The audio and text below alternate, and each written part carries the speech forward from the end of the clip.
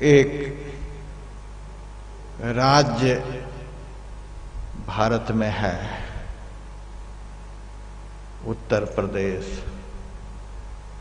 उत्तर प्रदेश के अंतर्गत ही एक जगह है कन्नौज। वहां पर एक ब्राह्मण रहता था। उस ब्राह्मण का नाम था अजामिल। माता पिता का बहुत बड़ा भक्त था। एक दिन पिता ने आदेश दिया, बेटा जाओ जंगल से हवन के लिए लकड़ी ले आओ।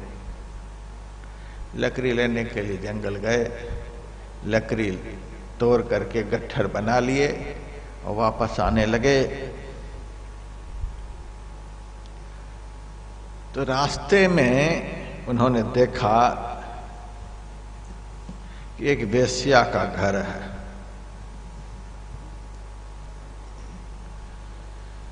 और वेश्या इस तरह से वस्त्र को पहन रखी थी कि उनका आधा शरीर नग्न दिखलाई देता था, आधा शरीर ही वस्त्र से ढका हुआ। उसके हाथ में शराब की बोतल थी और एक दो पुरुष भी ऐसे ही निकृष्ट स्वभाव के उनके पास थे। दोनों में हंसी मजाक सब चल रहा था। दृश्य का प्रभाव मन के ऊपर पड़ता है। अभी आप लोग यहाँ साधु महात्माओं को देख रहे हैं, भगवान के चित्र को देख रहे हैं। इस दृश्य का ऐसा प्रभाव है कि आप लोग शांति से बैठे हैं। ऐसी जगह पर यदि कोई हीरोइन वगैरह हीरो वगैरह के चित्र लगा दिए होते तो आप लोगों का मन अब तक में चंचल हो गया होता। दृश्य का प्रभाव मनुष्य के मन पर पड़ता है। बहुत निकृष्ट दृश्य की ओर अजामिल की दृष्टि गई। वेश्या को देखा, वेश्या के पास रहने वाले व्यभिचारी पुरुष को देखा।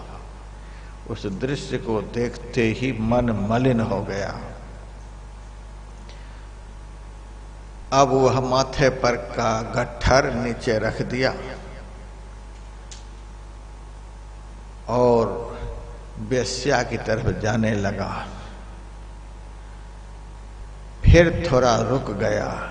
हाँ, हमारा घर तो ब्राह्मण के यहाँ है, हमारा जन्म ब्राह्मण के घर में हुआ है। हम तो माता पिता के भक्त हैं, पिताजी के लिए हवन की लकड़ी लेकर के जा रहे हैं। तो कभी जब धर्म का भाव मन में उदित होता था तो पैर रुक जाता था, और कभी किसी जन्म का पाप हावी हो जाता था तो कदम आगे बढ़ने लग जाता था। कभी पैर आगे बढ़े, कभी पैर पीछे हो। यही है अच्छा बुरा कर्म का संस्कार। अच्छा कर्म का संस्कार बुरा कर्म करने से रोकता है, अब बुरा कर्म का संस्कार अच्छा काम करने से रोकता है। बुरा काम से जो बुरा संस्कार बनता है वह बड़ा प्रबल होता है।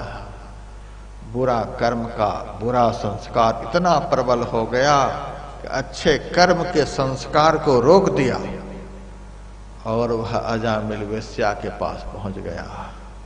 ब्राह्मण के घर में जन्म हुआ था, देखने में बड़ा सुंदर, बड़ा संस्कारी, माता पिता का भक्त तो था ही।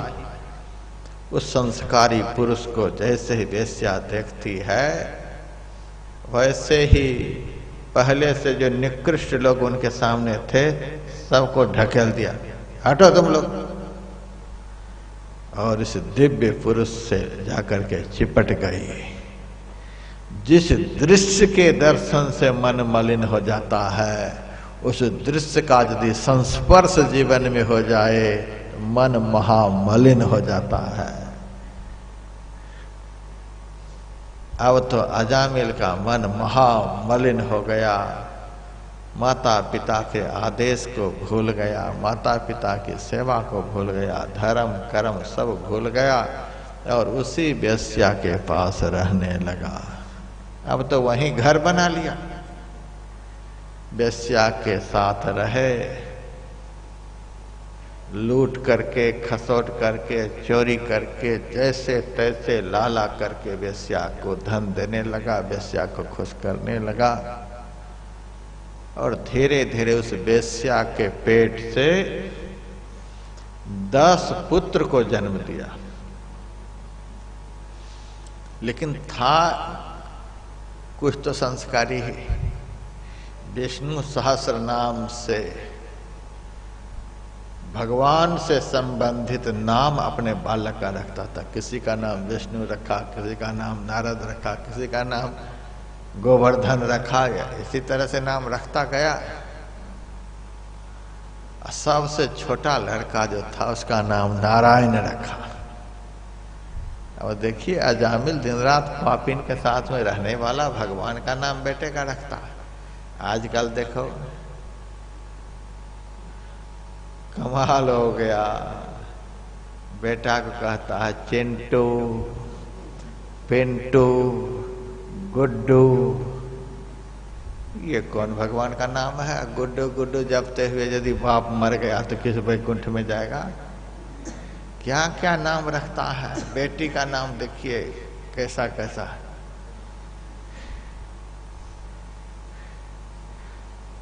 मेरे से बहुत लोग नाम पूछते हैं, हम तो विष्णु सहस्र नाम, शिव सहस्र नाम निकालते हैं, भगवान से संबंधित कोई नाम रखते हैं। बेटी के लिए नाम पूछते हैं तो गायत्री सहस्र नाम, गंगा सहस्र नाम, यमुना जी का सहस्र नाम निकालते हैं और उनमें से एक नाम रख देते हैं कि मरते वक्त भी नाम मुंह से निकल जाए तो कल्याण हो जाएगा। कुछ से कुछ, कुछ से कुछ। महाराज छोटा नाम रखो, सबसे छोटा नाम। तो वह चाहता है कि महात्मा जी गुड्डू बोल जाए, लेकिन महात्मा से ज्यादा कौन जान सकता है? दुनिया का ज्ञान जहां खत्म हो जाता है वहां से तो महात्मा का ज्ञान शुरू होता है। सबसे छोटा चाहते हो। ओमेत्येकाक्षरम ब्रह्मा व्याहरण मामनुस्मरण, गीता में लिखा हुआ है। एक अक्षर से भी छोटा कोई नाम हो सकता है। इतना दिमाग कमजोर हो गया है कि 2-4-5 अक्षर का नाम तुम नहीं याद रख सकते तो ओम रखो नाम। ओमित्येकाक्षरम ब्रह्मा, एक अक्षर का ओम बोलो बेटा। इससे भी छोटा नाम होना चाहिए ओम। यदि कहो कि महाराज कुछ बढ़ा दो तो 2 अक्षर का राम रखो, 2.5 अक्षर का कृष्ण रखो, गुरु रखो। एक से एक नाम है भगवान का, 2 अक्षर का, 1 अक्षर का, 3 अक्षर का, 12 अक्षर का, 24 अक्षर का, 16 अक्षर का। तब भी आदमी बड़ा रखना चाहो तो बड़ा नाम भी है, छोटा रखना चाहो तो छोटा नाम भी है, और सबसे छोटा रखना चाहो तो 1 अक्षर का भी नाम है। तो अभी चिंटू तो पिंटू, अंग्रेज के कुत्ते का नाम, ये सब था जो आज लोग अपने बच्चे का नाम रख रहे हैं। वेश्या के साथ में रहने वाला व्यभिचारी अजामिल अपने बेटे का नाम नारायण रखा, 4 अक्षर का नाम बोलता था। और आज के धर्मात्मा कहने वाले अपने बेटा बेटी का नाम क्या से क्या रखता है। आज की कथा सुन करके कान पकड़ लो, यदि नाम रखे भी हो तो यहां से जाकर नाम बदल लेना। कुछ से कुछ, कुछ से कुछ। माता पिता का स्वभाव होता है या तो बड़ा बेटा से ज्यादा प्रेम करेगा या तो छोटा से। बड़ा बेटा यदि को बढ़िया नौकरी कर रहा है, काम धंधा कर रहा है, सेवा कर रहा है तो बड़ा से ज्यादा प्रेम करता है। अब बुढ़ापे में यदि एक ठो हो गया बेटा तो उससे ज्यादा प्रेम करेगा, या तो बड़ा से या छोटा से। बीच वाले बेटे तो ऐसे घिसते रहते हैं। तो अजामिल को छोटा बेटा से बड़ा प्रेम था। उसका नाम नारायण। खाए तो उनको अपने साथ में बिठा करके, सोए तो उनको बगल में लेकर के, हंसे तो उनको पास में बिठा करके, दिन रात उस बेटे से इतना प्रेम हो गया था कि कहा नहीं जा सकता है। बेस्या के साथ में रहते रहते, बेटे के साथ लाड़ प्यार करते करते उनके जीवन के 88 वर्ष पूरे हो गए। अत्यंत वृद्धावस्था आ गई। एक दिन चारपाई पर लेटा हुआ था और उनका बेटा नारायण सामने खेल रहा था, देख रहा था अजामिल। उसी वक्त जैसे चूहा के बिबर में सांप घुस जाता है, उसी तरह से उसको लेने के लिए जमदूत आ गया, भीतर घुसने लगा उनके प्राण को निकालने के लिए। जमदूत का दर्शन सब नहीं करता है, आ जाएगा यहाँ पर लेकिन सब नहीं देखेगा। जिनको लेने के लिए आया है वही केवल देखेगा, सब देख लेगा फिर तो लड़ाई शुरू हो जाएगी। मेरे बाप को लेने के लिए आया, ऐसे थोड़े ले जाने देंगे, लड़ाई हो जाएगी।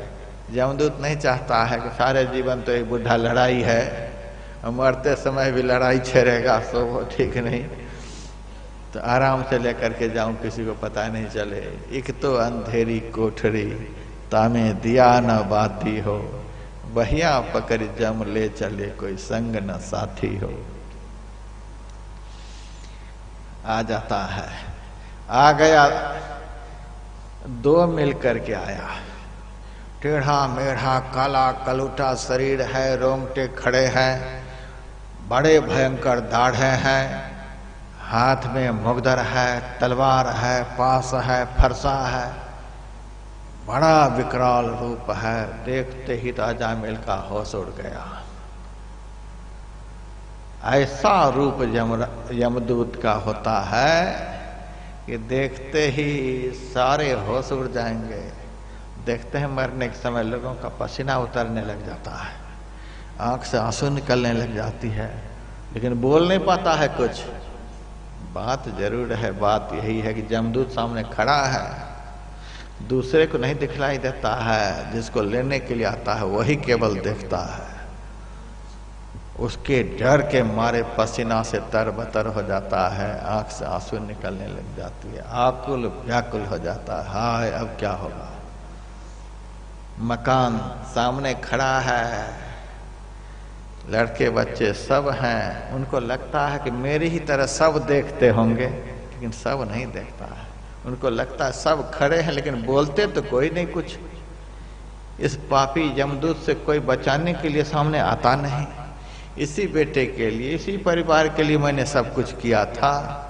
आज जब यमदूत आकर के खड़ा है तो सब किनारे हो गया है। जोरू कौन खसम है किसका, कौन किसी के नाते हैं, आया जम जब दिया नगारा, साफ अलग हो जाते हैं, सब किनारे हो जाते हैं, कोई बचाने वाला नहीं। उस समय अजामिल सामने देख रहा, मेरा बेटा नारायण खेल रहा है, पता नहीं किस जन्म का पुण्य उनका फलित हुआ कि जोर से उनके मुंह से एक बार निकल गया, नारायण। पुकार तो रहा था बेटा को कि बेटा तुमसे मैंने बहुत प्यार किया, 9 बेटे से तो ऐसे तैसे, लेकिन तुमसे तो इतना प्यार किया, कम से कम तुम तो आ जाओ। बहुत जोर से पुकार लगाई। उस पुकार को बेटा तो नहीं सुना, अंतकाल की पुकार को बेटा तो नहीं सुना, लेकिन जिसका वह नाम है उसने सुन लिया। नारायण जिनका नाम है, उस मालिक ने उस पुकार को सुन लिया और उन्होंने तुरंत अपने 2 दूतों को भेजा।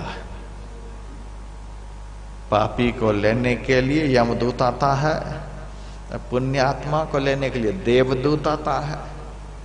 यमदूत जब आता है तो वातावरण अंधकारमय हो जाता है, कुछ नहीं सोचता है। जब देवदूत आते हैं सारा अंधकार समाप्त हो जाता है, उजेला ही उजेला हो जाता है। दोनों यमदूत उनके भीतर घुस गए थे, उनके स्थूल शरीर से सूक्ष्म शरीर को निकालने के लिए खींचने लग गए थे। उसी वक्त देवदूत आए और गंभीर वाणी करते हुए, अरे दुष्ट, धर्म के क्षेत्र में अधर्म कैसे घुस गया? तुम कैसे घुस गए इनके भीतर में? जल्दी से बाहर निकलो, नहीं तो देख लो सुदर्शन चक्र है हमारे हाथ में, सिर काट लेंगे। यमदूत तो डर गया, अजामिल को छोड़ करके अंदर से बाहर निकला। क्या बात है? हम अपने मालिक के आदेश से इस पापी को लेने के लिए आए। देवदूतों ने कहा यह पापी है।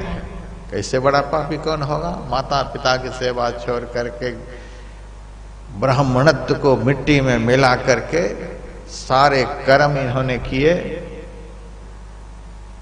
वेश्याओं के साथ इन्होंने 88 वर्ष बिताया। कोई अशुभ कर्म नहीं जो इन्होंने नहीं किया है। इस पापी को दंडपाणी महाराज यमराज ने लेने के लिए भेजा है। कहा इनसे बड़ा पुण्यात्मा तो कोई है ही नहीं। जन्म जन्म मुनि जतन कराही, अंत राम कही आवत नाही। जन्म जन्म तक लोग भगवान का नाम लेते हैं, फिर भी अंत काल में इतना दुख होता है कि भगवान के नाम को भूल जाते। और इन्होंने तो मरते समय भगवान का नाम लिया है। इनको तुम पापी कह रहे हो? क्या भगवान का नाम लिया था कि बेटा का नाम लिया था? तो बेटा को पुकार रहा था। देवदूतों ने कहा भाव कुभाव अनख आलस हो, नाम जपत मंगल दिशि दस हो। भगवान के नाम को भाव से लो, कुभाव से लो, आलस्य से लो, क्रोध से लो, किसी भी तरह से लो, मंगल ही मंगल होगा।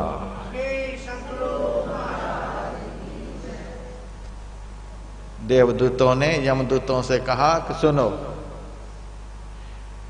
अमृत का क्या काम है बताओ? का अमर कर देना। अमृत पीने से आदमी अमर हो जाता है। कहा हाँ। गाली बकता हुआ कोई अमृत पी जाएगा तो वह अमर होगा कि नहीं होगा? तो जरूर हो जाएगा।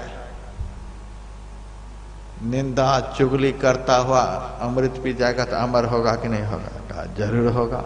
किसी भी तरह से अमृत पी जाएगा तो अमर होगा कि नहीं होगा? अवश्य होगा।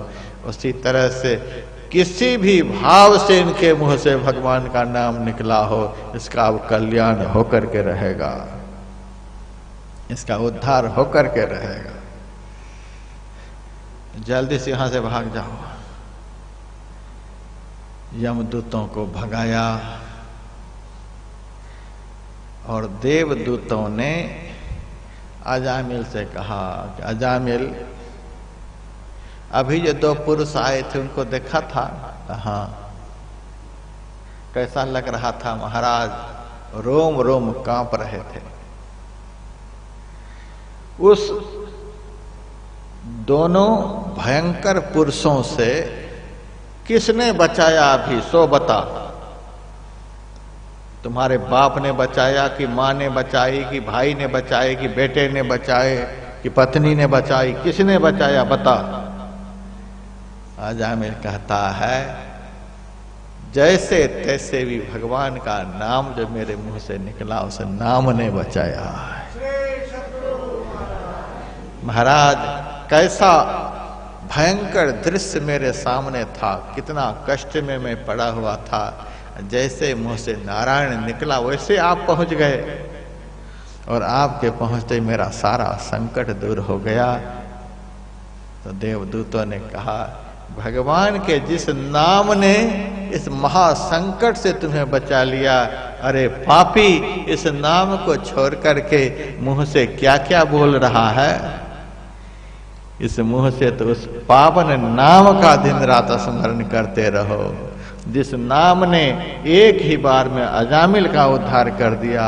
उस नाम को यदि होठों पर कोई रखे तो उनका जीवन परम मंगलमय हो जाएगा।